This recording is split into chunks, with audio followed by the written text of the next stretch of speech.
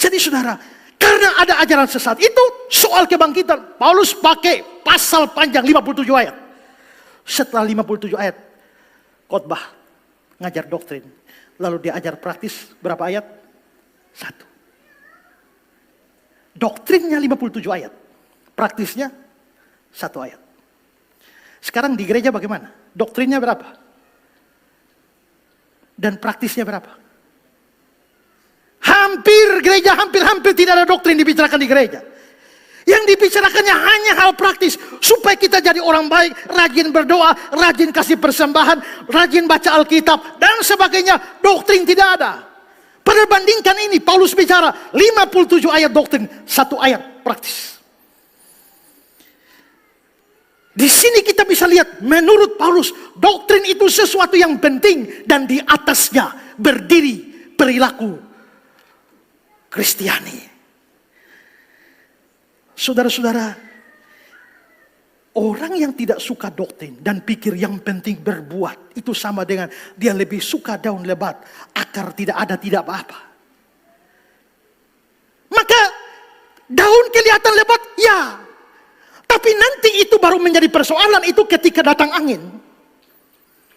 Kalau tidak ada angin, pohon tidak ada akar juga. Dia tetap berdiri kan?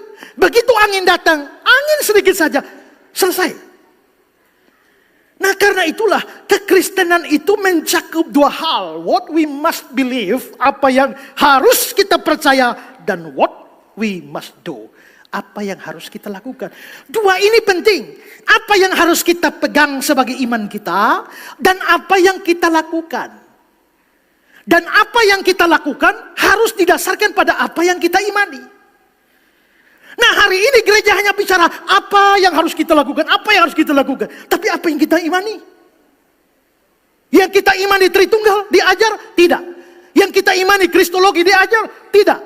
Yang kita imani soal akhir zaman? Tidak. Semua tidak. Roh Kudus tidak. Maka muncullah begitu banyak ajaran gila-gilaan dalam gereja. Itu karena tidak ada pengajaran. Tidak ada doktrin.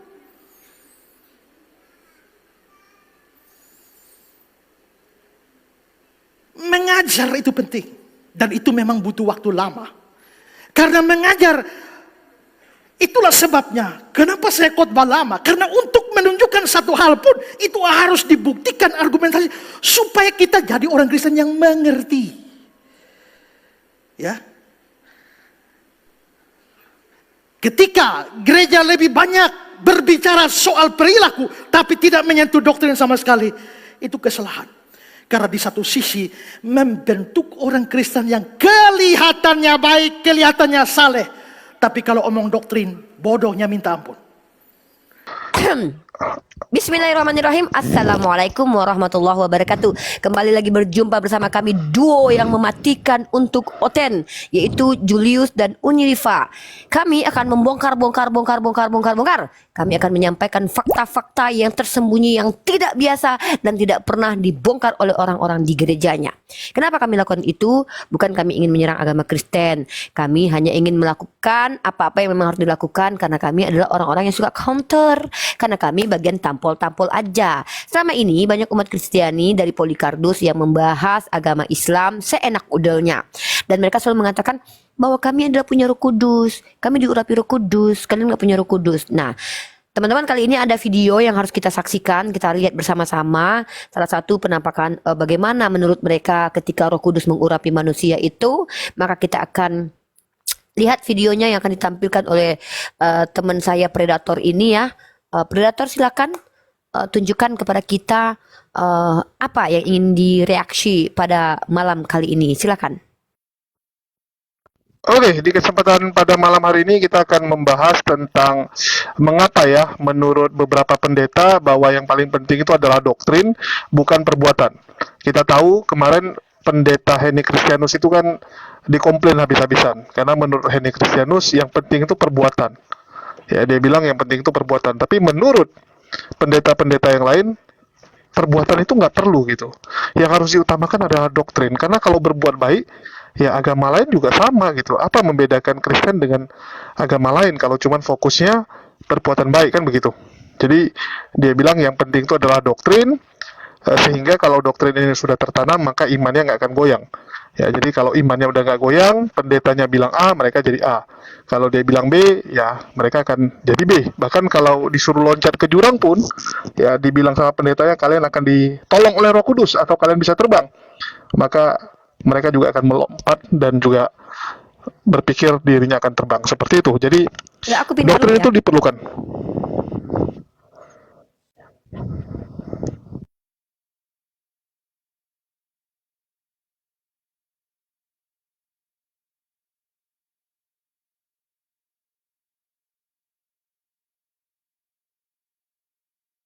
Maaf ya teman-teman, saya pindah dulu, banyak nyamuk.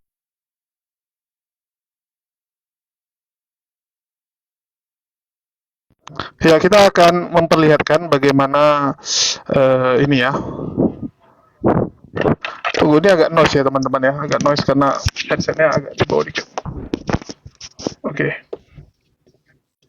Ya, jadi memang menurut mereka tuh doktrin yang utama, karena dengan doktrin maka jemaat itu akan gampang diatur, gampang disuruh, gampang untuk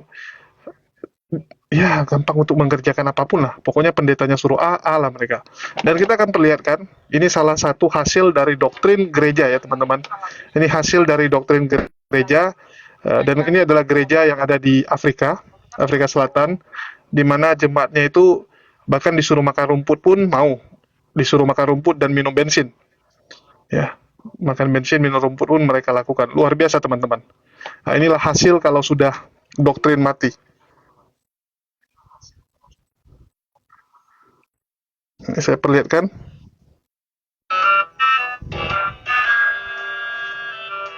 Nah, ini pendetanya lagi ngomong nih.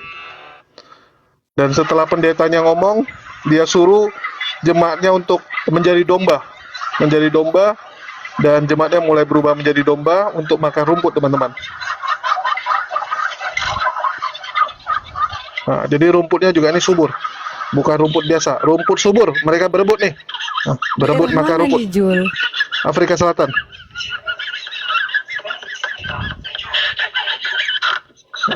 Wih.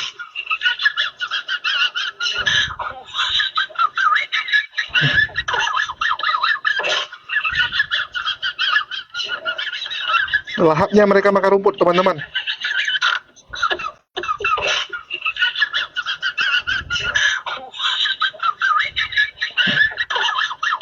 Ini kalau doktrin sudah masuk ya. Nah, inilah jemaat-jemaat yang disenangi oleh pendeta. Karena jemaat seperti ini, apapun yang disampaikan pendeta akan mereka terima. Bahkan selain makan rumput, mereka juga minum bensin. Kalau di Indonesia udah mulai nih teman-teman. Cuman di Indonesia belum sampai se ekstrim ini ya. Tapi kemarin kita sudah lihat saat Geren Lumondong mengatakan Roh Kudus masuk ke sepatu dia, orang-orang berebut untuk cium sepatu dia, ya itu sudah indikasi awal lah. Kalau ini udah kelas berat nih. Kalau cium sepatu masih tahap awal. Nah, ini dikasih bensin. Nah, ini bukti kalau ini bensin ya teman-teman ya. Ini bukan lagi mau main sulap, tapi ini membuktikan ini bensin. Minum bensin teman-teman. Sakti.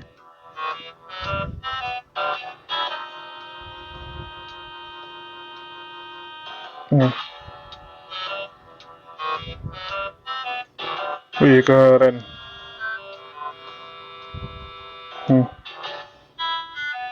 Jadi dia bilang berkat roh Tuhan, dia minum bensin aman, nggak ada merasakan apapun.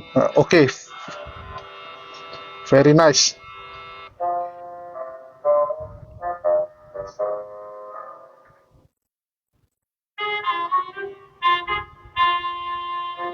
Nih, wih, belum minum udah mabuk.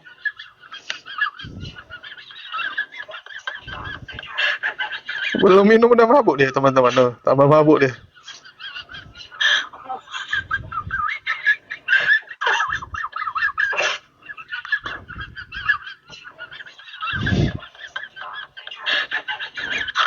Wih, disemprotin juga. Wih.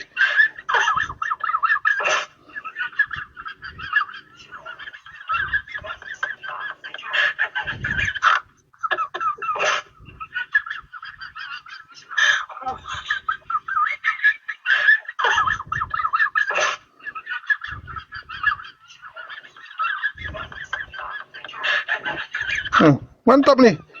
Nah, ini yang disukai jemaat-jemaat seperti ini yang disukai teman-teman. Ya mungkin sekian dulu ya supaya nggak kena pelanggaran kita. Mungkin dari Uni Rifa tanggapannya melihat domba-domba seperti ini. Oke, Bismillahirrahmanirrahim. Assalamualaikum warahmatullahi wabarakatuh. Sebenarnya bukan perkara yang bukan rahasia umum sebenarnya kalau hal-hal seperti ini. Dulu kita sering lihat yang ada yang mencukur bulu kemaluan dan segala macam, dan itu betul-betul ada terpublish. Nah, kita akan berbicara dari sisi Al-Quran saja teman-teman ya. Saya akan membacakan kepada teman-teman dalam surah Al-Quran. Teman-teman silakan dibuka surah Al-Baqarah ayat 212. Bismillahirrahmanirrahim. Kehidupan dunia dijadikan terasa indah dalam pandangan orang-orang kafir, dan mereka menghina orang-orang beriman, padahal orang-orang yang bertakwa itu berada di atas mereka pada hari kiamat, dan Allah memberi rezeki kepada orang yang Dia kehendaki tanpa perhitungan. Nah, itu satu terjadi. Jadi yang mereka lakukan di dunia yang di depan mata kita itu adalah bentuk sebuah penghinaan terhadap diri manusia. Bagi mereka itu adalah sesuatu yang indah, karena iblis atau setan menjadikan terasa indah bagi mereka perbuatan bodoh dan perbuatan konyol mereka itu. Apakah tidak pernah ada perbuatan jahil? Mungkin teman-teman mohon maaf, mungkin kalau kita pernah lihat itu ada yang di luar ya, di daerah Hindia misalkannya, mereka memakan kotoran sapi, kemudian mereka mensujud kepada sapi. Ini yang saya katakan bahwa Al-Quran itu benar dengan apa yang disampaikannya, karena Al-Quran sudah memvalidasi bahwa ada orang-orang seperti ini, di mana orang-orang ini akan menganggap bahwa perbuatan jahil mereka, perbuatan ingkar mereka itu adalah sesuatu yang indah di hadapan mereka. Nah, agama itu adalah, jadi ini kita masuk ke dalam bab syariat ya. Kenapa Islam itu harus ada syariat? Jadi kalau dalam satu pembelajaran kemarin saya belajar tentang fikih mukasud syariat. Dalam satu SKS itu saya pelajari bahwa kenapa harus ada pembelajaran, kenapa kita harus ada syariat. Syariat itu adalah batasan, membatasi manusia untuk tidak mengikuti sifat kehewanan. Nah, kalau tidak ada parameter maksimal minimal, seperti tidak ada larangan makanan begini dan itu, tidak ada larangan tertentu untuk perbuatan begini dan begitu, maka akan berbahaya bagi mereka-mereka yang punya pikiran seperti yang kita lihat tadi. Mereka tidak lagi bisa membedakan mana makanan, mana yang bukan makanan. Nah, makanya dalam Islam itu Rumput bisa dimakan, Uni. Rumput itu sayuran. ada memang dalil dalam kitab suci mereka. Kalau kita buka dalam kitab Kejadian, bahkan mereka bukan memakan rumput tapi memakan pohon. Segala pohon yang berbiji akan menjadi makananmu. Udah pernah baca ayatnya belum? Nih, kita lihat ayatnya. Oke, ya. Sebenarnya Ya, tapi aku pohon. sekalian mau nambahin teman-teman. Ya, ini Geren Lumondong ya saat membuat acara juga dia mengatakan bahwa Tuhannya mereka menggunakan sepatu dia untuk menjadi perantara. Ya, jadi sepatu dialah yang diurapi oleh Tuhan sehingga menyentuh sepatunya itu bisa membuat orang sembuh dan orang berebut untuk mencium sepatunya. Ini nih. Nah, ini Geren. Sepatu Geren teman-teman. Lihat nih. Sakti, sentuh langsung rebah.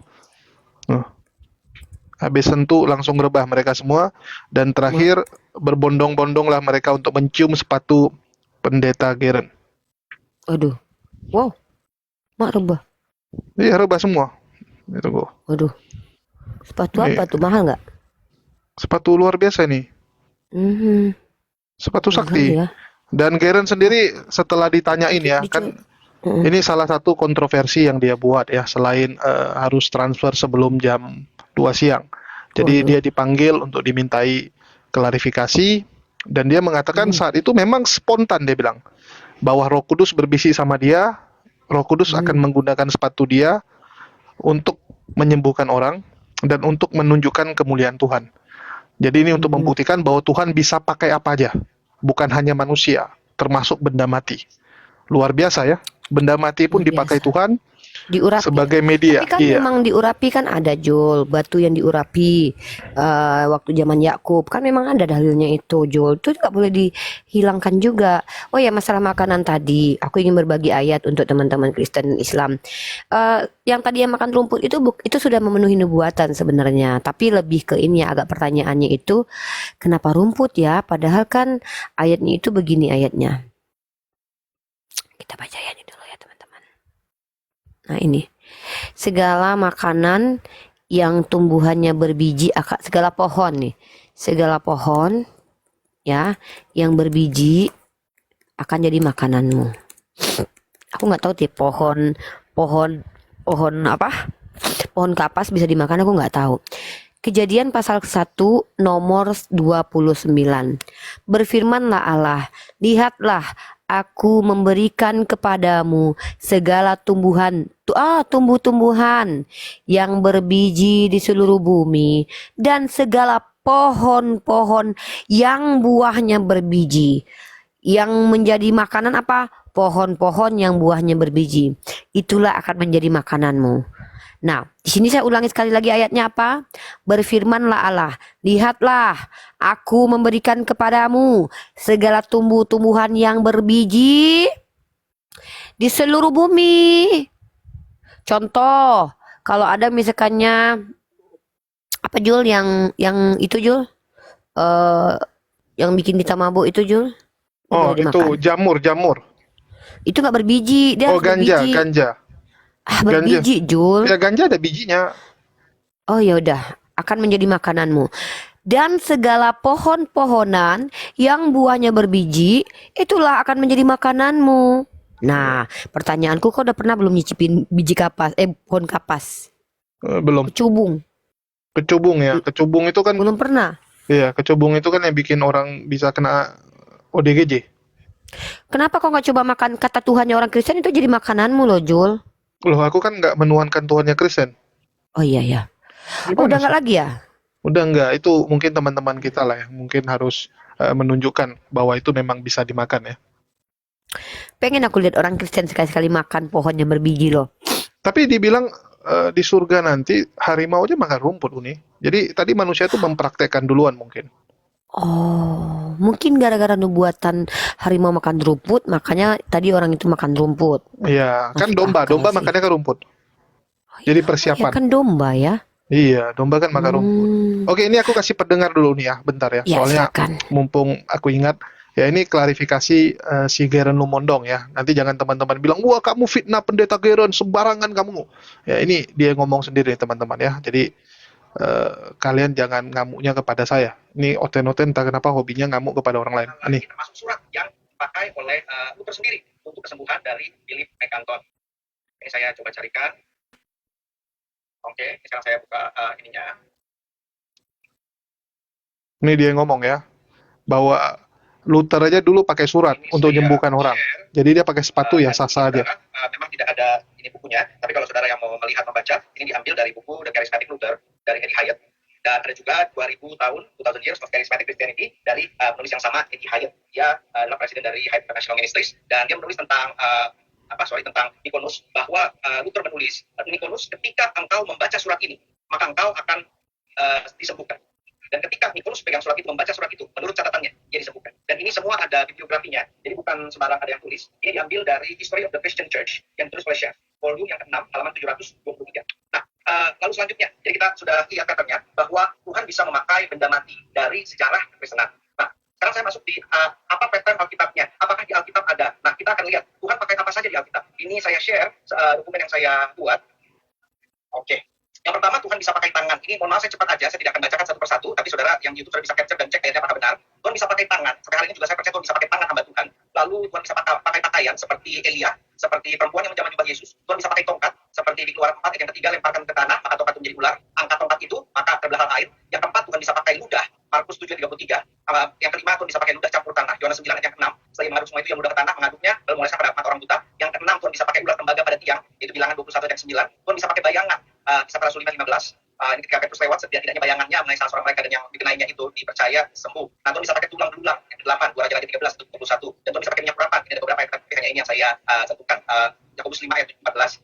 Oleh mereka dalam minyak dalam nama Tuhan. Tuhan bisa pakai kolam, khususnya kolam Bethesda, Yohanes 5 ayat 4. Sebab waktu turun malaikat Tuhan ke kolam itu dan mengoncangkan air itu. Barang siapa yang terdahulu masuk ke dalamnya sesudah goncangan air itu menjadi sembuh, apapun juga penyakitnya. Yang 11, Tuhan bisa pakai tubuh hamba Tuhan, bukan hanya tangan, tetapi Paulus di Kisah para Rasul 20 ayat 10, Paulus turun ke bawah, merebahkan diri ke atas orang muda itu, mendekapnya dan berkata, jangan ribut sebab dia masih hidup. Nah, lalu kita bisa lihat bahwa Paulus turun ke bawah ini, fall went and fall upon him, itu seperti di 2 Raja-Raja 4 ayat 34 ketika Elia membaringkan diri di atas anak anak janda yang mati, dengan mulut di atas mulut anak itu, matanya di atas mata anak itu, serta telapak tangannya. Lalu diikuti, dia belajar ini juga dari sebenarnya Elisa belajar ini dari Elia dari 1 Raja-Raja 17:1. Lalu dia mengunjurkan badannya di atas anak itu 3 kali dan berseru pada Tuhan. Orang membawa sapu tangan atau kain yang kelima, janganlah datang dekat Isa menyuruh orang suruhan kepadanya percaya, tetapi iman orang percaya kepada Tuhan yang benar, kepada Allah Abraham, Ishak dan Yakub, atau kepada Kristus Yesus. Nah, saya percaya 3 premis ini. Ada beberapa premis ini. Yang pertama, Tuhan itu omnipoten, Tuhan maha kuasa dan mempunyai hak prerogatif sebagai pencipta.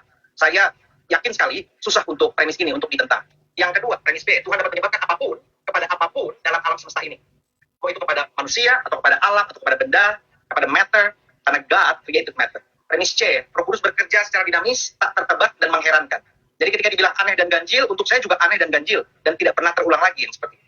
Premis D, Tuhan dapat memakai benda atau matter untuk menyalurkan kuasanya dalam kedaulatannya untuk mencapai maksud, tujuan, dan kehendaknya. Sama-sama kita lagi mau investigasi apakah mujizat sepatu ini adalah sesuatu otentik pekerjaan Tuhan atau buat-buat dari nabi palsu Geren Lumoendo. Nah, premis E, adakah presiden dan pola dalam Alkitab?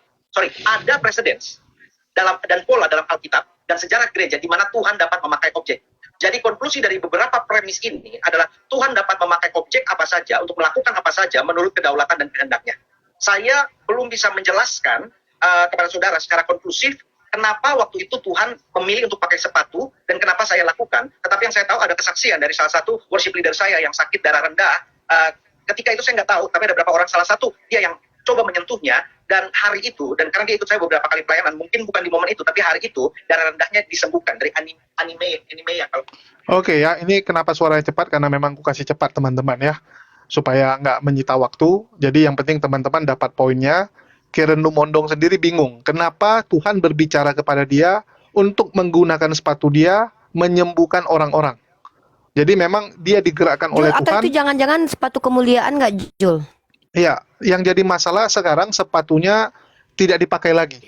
Tidak dipakai lagi oleh Geren Lumondong. Kita nggak tahu apakah ini sudah dibeli oleh donatur, jemaat besar, atau memang sudah dimuseumkan, atau apa ya, kita nggak tahu. Aku mau Tetapi jual yang pasti, barang-barang ke si itulah. Mana tahu barang-barang yang aku jual jadi barang kemuliaan sama dia. tapi memang yang membedakan, ya kita nggak pungkiri ya, ini luar biasa Geren. Dia punya anugerah, bahkan bukan dia saja yang mendoakan orang sembuh, tapi sepatunya, barang dia pun bisa menyembuhkan orang. Luar biasa. Jadi kalau kita dengar Lugas selalu ngomong dia punya mujizat, ya itu kita nggak pernah lihat hasilnya. Nggak, Tapi ini kalau si Geren Lumondong, ada ya pingsan ya iya, tadi ya. Geren Lumondong sudah membuktikan bahwa jemaatnya pingsan, rebah saat pegang sepatunya. Jadi untuk pegang sepatunya, itu orang nggak sanggup. Saking kuatnya, ya auranya tuh kuat sekali. Sampai orang pegang sepatunya semua pingsan. Luar biasa teman-teman. Jadi inilah tahapan satu tingkat di atas doktrin yang cuman ya sampaikan, tapi jemaatnya cuman iya. Saya yakin jemaat-jemaat Geren ini satu tingkat di atas jemaat-jemaatnya pendeta MM, Esra Soru dan sebagainya. Iya. Ya pasti gitu. Kalau kita bicara royalitas, kesetiaan kepada iman dan doktrin, Geren itu di atas Esra Soru dan pendeta yang lain. Itu karena Tapi nanti di atasnya, karena dia sendiri, Jul. ya mungkin karena pengajaran dari ayahnya juga ya, kita nggak pungkiri ayahnya kan luar biasa, jadi pasti mengajar luar biasa. Dan ini masih di bawah yang di Afrika. Tingkatan tertinggi ya kayak di Afrika, artinya apa? Jemaat itu benar-benar percaya penuh dengan pendetanya. Bahkan dibilang sama Esra Soru, tingkatan tertinggi adalah bagaimana kamu mendoktrin orang, kamu mengatakan kepada dia kamu bisa terbang dan orang tersebut percaya. Orang tersebut percaya. Begitu dia ketemu jurang, dia percaya dia bisa terbang, temannya nggak percaya dia bisa terbang. Yang satu nggak mungkin loncat, sedangkan yang bisa terbang dia pasti loncat. Itulah doktrin tertinggi. Jadi memang itulah target dari pendeta-pendeta itu ya, doktrin tertinggi yang bisa diterima oleh jemaat. Luar biasa. Jadi kalau ada pendeta yang sampai ke tahapan seperti itu, artinya ya memang udah yang paling top itu. Paling top, dia udah bisa meyakinkan jemaatnya itu sampai alam bawah sadarnya.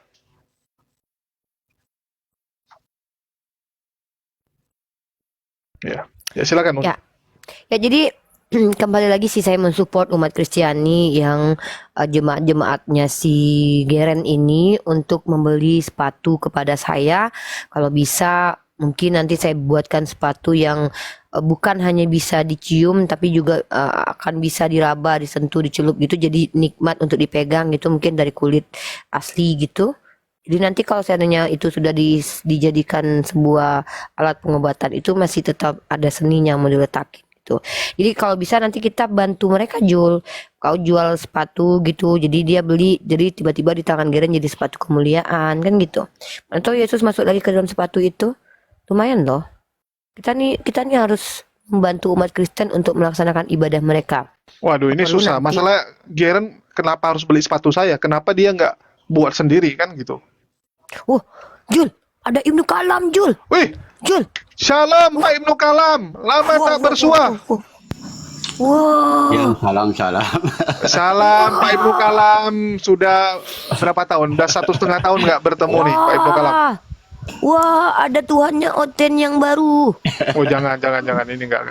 Gimana Pak Ibnu Kalam setelah Dia kan di dalam dirinya ada Tuhan. iya di dalam diri ada Tuhan tapi bukan dia Tuhan ya. Pak Ibnu Kalam Jadi kalau gimana? dalam dirinya ada Tuhan, ya udah dia adalah Tuhan. Jadi Pak Ibnu Kalam gimana Pak Ibnu Kalam setelah bertahun-tahun selalu berdoa supaya bertemu dengan Tuhan, apakah sudah bertemu? Sudah bertemu dengan Yesus. Iya, malah melihat Tuhan. Wih, Kan ada dalilnya. oh dalil bukan ketemu secara Yang langsung. tidak bisa dilihat itu Allah. Kan beda Allah dengan Tuhan. Oh Yesus udah dilihat. Kapan Pak Udah pernah Ibnu lihat Kalam Yesus, ketemu ya? Yesus? Belum. Loh tadi udah. Ya kan Tuhan persis saya sendiri kan saya sudah lihat.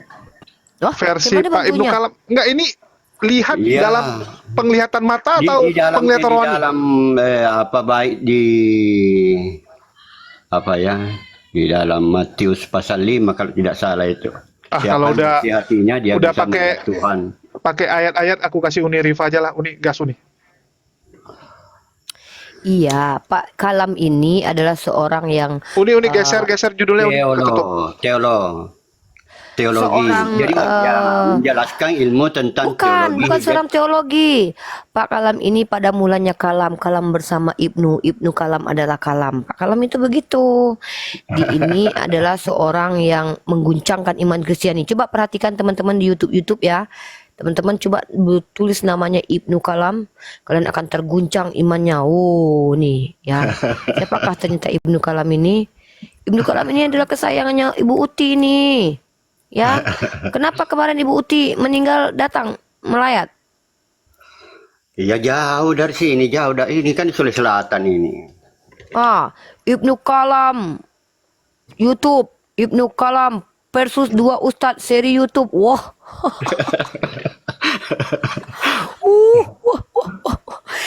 Jadi Ibnu Kalam ini ya amfibi ya teman-teman ya. Dia nggak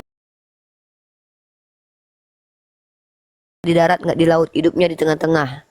Dia menggantung di atas pohon hidupnya. Ya mungkin silakanlah Ibnu Kalam apapun yang ingin disampaikan. Saya sapa dulu nih, ada Uskup Agung Pak Lord Oreo dan Bang Ucok. Ini sangat narasumber kita sangat akademis sekali ya malam ini, itu Ibnu Kalam. Silakan narasumber-narasumber yang lain ingin berdiskusi dengan beliau. Kalau saya nyatakan saya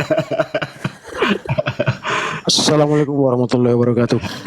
Waalaikumsalam warahmatullahi wabarakatuh. Ini saingannya Karen, ini Kojul. Bahaya, jangan di soap lah Kojul. Bahaya nanti dikejar-kejar sama Karen dia. Si Karen Tesalonika. Iya Karen Tesa. Saingannya ngapain? Saingan apa? Iya berebut Tuhan lah. Oh, berebut Tuhan. Iya. Coba Pak Kalam, menurut Pak Kalam Yesus itu siapa? Yesus itu kurios. Maknanya Ya, apa? bahkan Tuhan huruf besar itu sebenarnya juga kurios karena Adonai itu kan terjemahannya kurios. Ya, Jadi Yesus itu apa? kurios. Lord. My Lord and Allah? my God. Beda nggak Allah Jadi Theos apa yang dengan kurios dikatakan beda nggak? oleh Rasul Thomas di dalam Injil Thomas itu my Lord and my God. Itu maksudnya kan itulah sebabnya saya membedakan antara Tuhan dengan Allah. Apa bedanya? Allah itu tak terjangkau oleh pengetahuan. Sedangkan Tuhan bisa Allah dijangkau dengan pengetahuan. Itu dapat definisi dari mana itu kayak gitu-gitu? Ya kan ada di dalam kitab Ayub, Allah itu besar, tak terjangkau oleh pengetahuan kita, tahun-tahunnya tak terselidiki. Terjangkau tak terjangkau? Macam mana Tak ini? terjangkau, tak terjangkau. Oh, tak terjangkau. Kalau di Al-Quran kan laisa kamislihi syai'un, tidak ada sesuatu pun yang serupa dengan Allah. Nah, Kalau di kitab Weda juga begitu. Hmm. Ya, yang maha kuasa itu tidak bisa dicapai dengan pengetahuan dan pertapaan. Itu diucapkan oleh Tuhan Sri Krishna. Jadi yang mau dibahas ini kurios atau teos? Ya terserah aja. Ya, silakan. Ini Saya kan kayaknya masuk ini saja ini. cocoknya berhadapan dengan Bang Pak Uskup Agung ini. Pak Uskup Agung, halo, salam, selamat malam. Assalamualaikum. Dari Vatikan ini. Waalaikumsalam warahmatullahi wabarakatuh. Bukan, saya dari Antioquia, bukan dari Cocoknya Vatikan. sama Nikodemus. Nah, ini cocok banget nih. Panggil Nikodemus. Nikodemus, perkenalkan ini Ibnu Kalam, Pak Ibnu Kalam, ini Nikodemus. Saya kalau lihat Nikodemus naik ke koma, saya membayangkan Ibnu Kalam. Kalau saya lihat Ibnu Kalam, saya terbayang Nikodemus. Silakan yang lain di mute dulu, Lord Oreo, Bang Ucok, Pak Uskup, Dr. Akal diam, kita semua. Silakan Nikodemus ngobrol dulu dengan salah satu guru besarnya Bu Uti, itu Ibnu Kalam. Silakan waktu dan tempat. Pak Ibnu Kalam, tadi kan saya ada sama orang Israel juga ya. Saya tanya itu kan asma itu roh bukan? Iya katanya. Ada bahasa lain asma itu roh dan juga bahasa lain ada asma itu sakit seperti itu, Pak. Belum pernah saya temukan literatur yang seperti itu. Saya enggak tahu itu. Oh ya, tadi saya lewat chatting aja ya sama ada Komal orang Israel itu. Ya belum pernah. Belum pernah saya menemukan literatur yang seperti Anda bacakan itu. Karena di dalam Al-Quran itu orang dilarang jangan kamu mengatakan yang kamu tidak tahu. Itu jelas dalilnya di dalam Al-Quran. Jadi saya tidak berani mengatakan apa yang saya tidak tahu. Ya, makanya jadi tahu juga saya tentang itu kan, bahwa ada dua bahasa lah diambil itu kan, bahwa asma itu roh dan juga ada bahasa lain asma itu sakit, Pak. Jadi aku sudah tahu lah, saya sudah mengerti, dapat sharing dari mereka juga kan.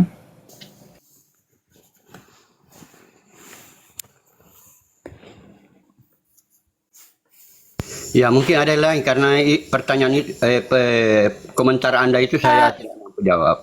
Kasihan Nikodemus nih Pak Ibnu Kalam, mungkin ditunjukkan dulu jalan yang benar. Silakan Nikodemus, 1001 pertanyaan untuk Pak Kalam malam ini dari Anda, silakan. Ya, untuk Pak Kalam sehat-sehat aja Pak ya. Ya udah aku. Ya amin. Aku mau ke Tuhan Yesus memberkati. Ya. Anda Ya, Kristen kan? aku- Anda Kristen? Ya, nanti aja bahas agama, Pak. Jadi aku keluar ya Uniriva ya. Jangan pergi dulu Nikodemus, mumpung ada guru besarnya Tante Utiwati Mena, kamu di sini aja. Mumpung ada tempat kamu bertanya loh. Jangan pergi dulu. Belajarlah kepada Kalam ini. Kalam ini guru besarnya Tante Utiwati Mena loh semasa hidupnya. Iya, Nikodemus, coba ceritain yang pernah kau ceritain itu loh, waktu kau sakit, waktu kau kan lagi anfal tuh koma, terus kau ketemu Tuhan. Nah itu coba ceritain sama Ibnu Teman Kalam. sama Ya, guru besar ini- Oten ini. Jadi Pak Ibnu ya, saya dulu pernah kena racun ya. Jadi setelah kena racun itu kan terasa napas saya itu kan terasa mau putus lah efek racun itu ya. Jadi itu tahun 2000 2001 lah. Mau kejadian WTC itu dulu saya ingat ya. Setelah kena racun itu seminggu kemudian saya makan juga sama teman kan. Nah di rumah makan itu tiba-tiba ada sesuatu Pak masuk ke hidung saya Pak. Nah semenjak pas masuk itu perkataan teman saya itu ngumpul di rumah makan itu kan nggak ngerti lagi perkataan mereka itu. Tadinya asik sebelum itu, nyambung semua. Nah setelah itu Bentar, ngeblank. Bro Nikodemus, masuk ke dalam hidung ini apa? Sendok, garpu, piring atau apa? Seperti roh itu Pak. Oh, roh. Seperti Lanjut. ciptaan Adam itu, iya. Jadi sakit dulu saya Pak, mengalami sakit ya. Jadi masih ada orang tua saya kan dia dibawa nih sampai gimana ya? Sampai cemas lah, sampai dibawa ke dukun. Ini akhirnya sembuh sama dokter. Cuman efek racun sih. Jadi setelah itu ya sudah diobatin itu ya. Saya ini ya masih inilah. Sudah setelah itu ya bisa bekerja lagi lah Pak. Ya, dari pengalaman itu apa yang Anda ingin sampaikan? Apakah Yesus itu Tuhan atau Allah? Ya banyak sih tentang apa persepsi orang itu ya sama dia itu ya.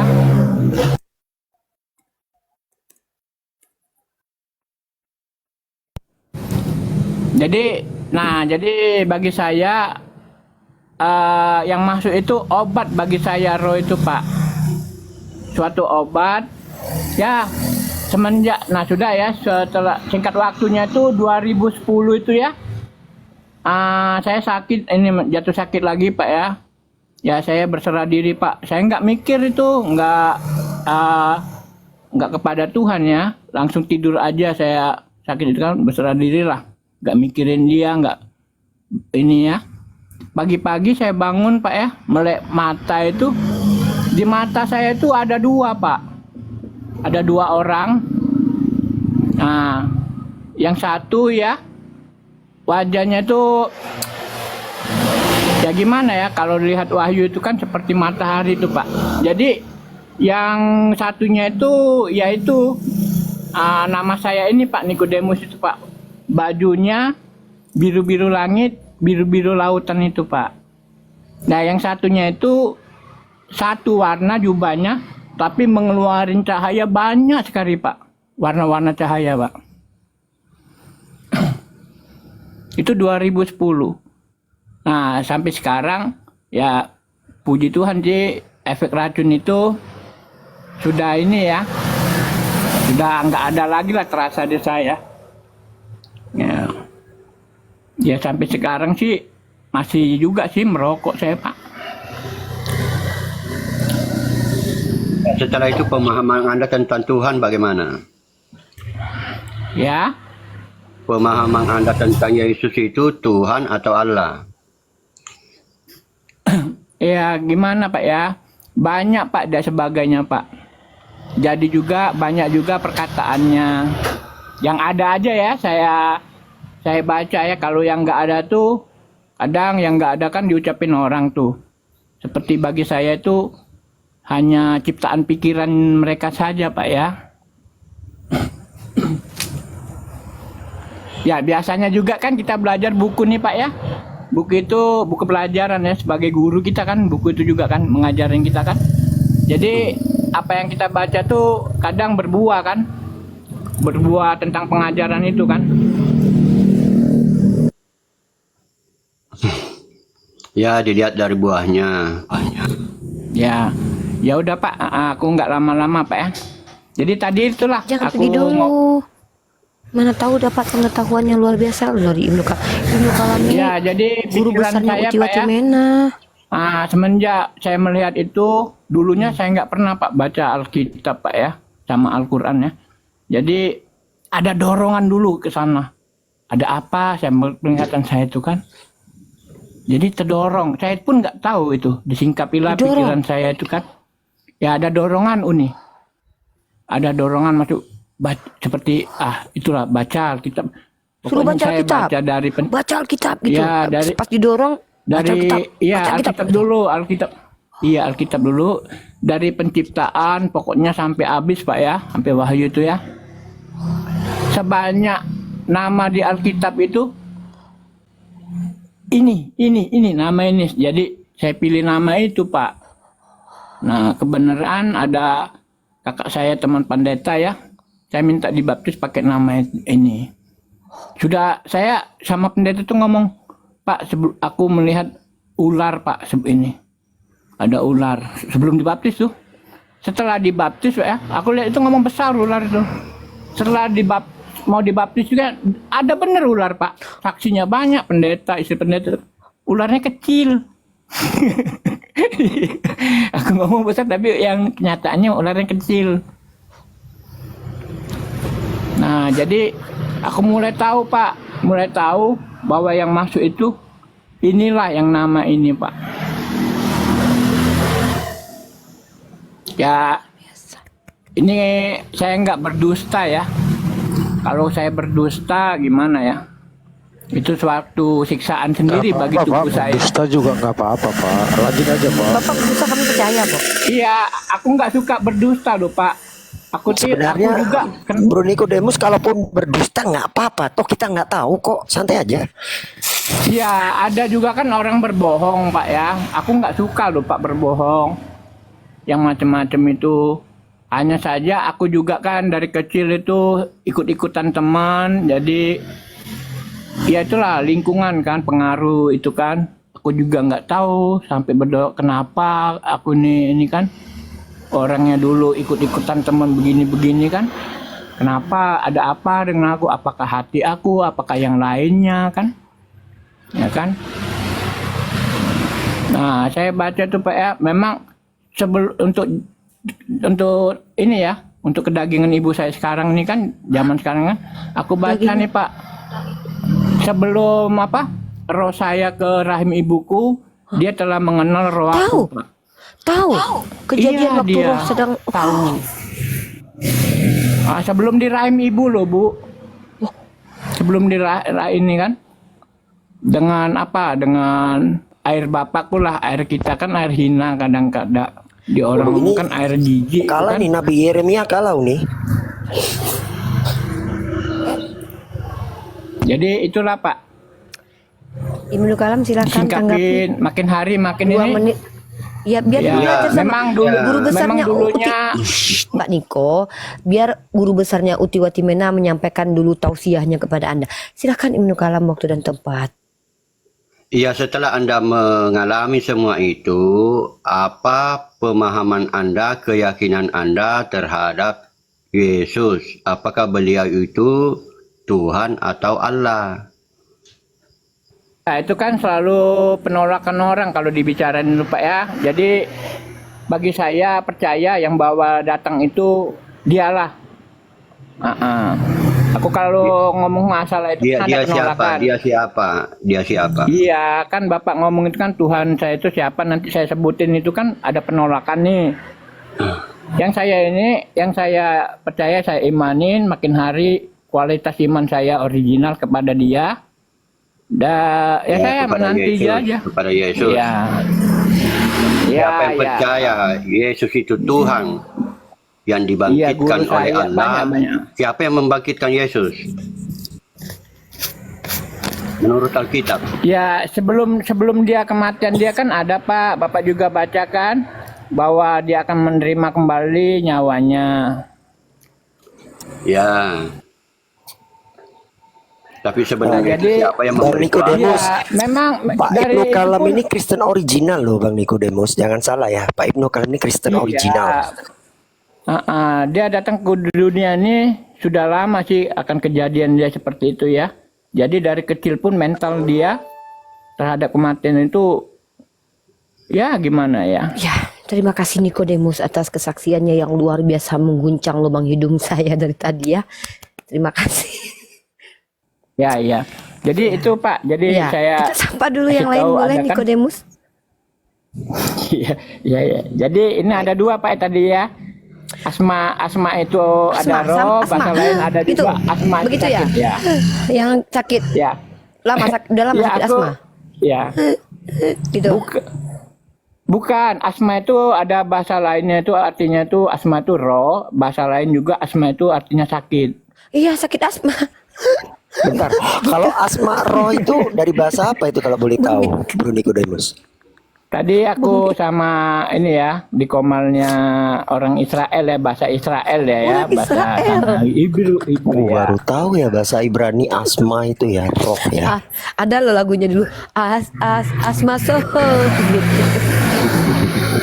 Luar Ya biasa udah, aku Kristen ke ini koma ya. lain ya. Aku Ini mau Kristen ini. yang luar biasa kesaksian. Di sini aja dulu Nikodemus belum kelar ini.